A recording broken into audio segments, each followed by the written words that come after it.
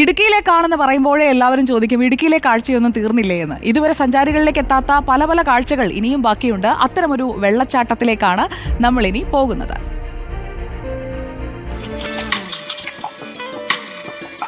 നമസ്കാരം.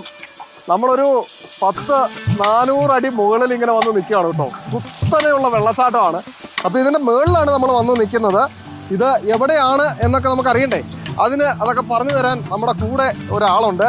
നിങ്ങളെല്ലാവരും അറിയുന്നതാണ് സതീഷ് കരിമല, നാടൻപാട്ട് കലാകാരനാണ്. ഇപ്പം നമ്മൾ വന്നിരിക്കുന്നത് രാജാക്കാട് കഴിഞ്ഞ് കുത്തുങ്കൽ കഴിഞ്ഞ് ശ്രീവാമല വലിയൊരു പള്ളിയുണ്ട്. അതേ നേരെ ഓപ്പോസിറ്റാണ് ഈ കാണുന്ന ഈ തോട് വെള്ളച്ചാട്ടം കാണുന്നത്. അപ്പോൾ നമുക്ക് ആ കാഴ്ചകളിലേക്ക് പോകാം. അതിമനോഹരമാണ്. താഴെ ചെല്ലണം.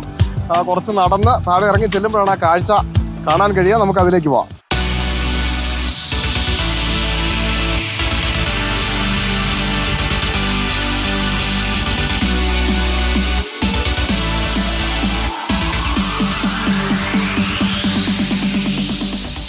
ഒരു വന്യതയുടെ നടുവിൽ നമ്മൾ നിൽക്കണ ഒരു ഫീലാണ് കേട്ടോ. നല്ല തണുപ്പാണ്, നല്ല കത്തി നിൽക്കണ വെയിലാണ്. ആ നട്ടുച്ച സമയത്ത് നമ്മൾ വന്നേക്കുന്നത്. പക്ഷെ എന്നാൽ പോലും ഇവിടെ നല്ല തണുപ്പാണ്.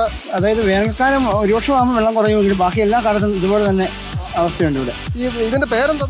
നിലവിൽ അതിന് ഒരു പേരില്ല. അപ്പൊ എന്നാൽ പിന്നെ നമ്മൾ റിപ്പോർട്ടർ ടി വി ഒരു പേരിട്ടിട്ടേ പോകുന്നുള്ളൂ. ഒരു അടിപൊളി ഇലവാണ് കേട്ടോ നിൽക്കണം. ഒരു 300 ഇഞ്ച് വണ്ണമുണ്ട്. അപ്പം നമുക്ക് ഈ വെള്ളച്ചാട്ടത്തിന് പേരിട്ടേക്കാം ഇലവും കുത്ത്. നല്ല പേരാണ് ശ്രീവാമല ഇലവും കുത്ത് വെള്ളച്ചാട്ടം.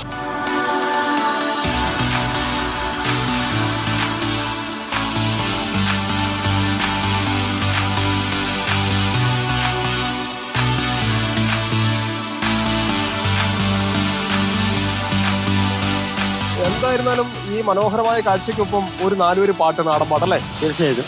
മഞ്ഞോടും മാമലമേലെ പൊൻകിരണം തുള്ളിത്തെളിയും നല്ലോമൽ പൈങ്കിളി പാടുന്നേ, പാടുന്നൊരു പുഴയും കാറ്റും ഓടുന്നൊരു മാനും ചേരും നല്ലൊരിടുക്കിയാണേ, ഞങ്ങളുടെ പൊന്നായ ഭൂമിയാണേ.